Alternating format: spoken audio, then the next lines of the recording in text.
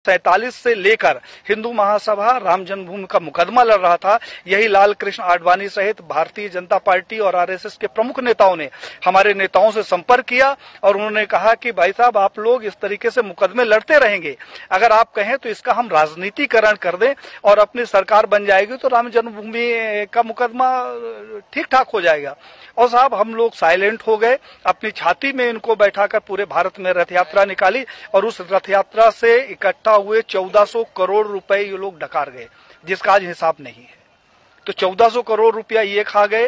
हिंदुत्व के नाम पर जो भी प्रखर नेता आगे आता है, कहने के लिए थोड़ा सा बुरी बात है लेकिन कहना जरूरी है, अशोक सिंघल जी को मैंने पत्र लिखा। हमने कहा 1400 करोड़ रुपया जो राम जन्मभूमि का इकट्ठा हुआ कहां गया। अशोक सिंघल जी से हमारा बड़ा आत्मिक लगाव था। उन्होंने उसका जवाब दिया और मुझे फोन किया कि पांडे साहब, मैं अयोध्या जा रहा हूं, आप आ जाओ, आपसे कुछ बात करना है।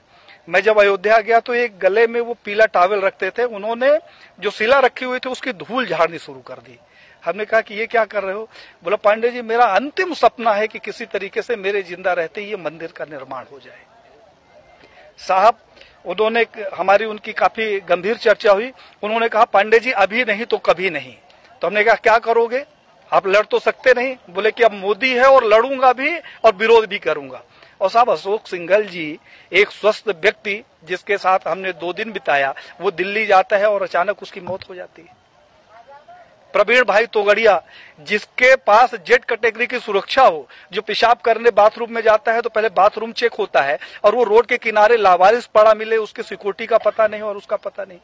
कमलेश तिवारी, जिसकी सिक्योरिटी के लिए 24 गार्ड नियुक्त थे, हमारे पास उसके पत्र हैं साहब, और उस आदमी की हत्या हो जाती है और हत्या का कारण सिर्फ ये होता है कि उसकी सुरक्षा में कमी कर दी जाती है। तो बीजेपी के समय में मैंने ये देखा कि जितने हिंदूवादी प्रखर नेता हुए हैं उनकी एक एक करके हत्या कर दी गई।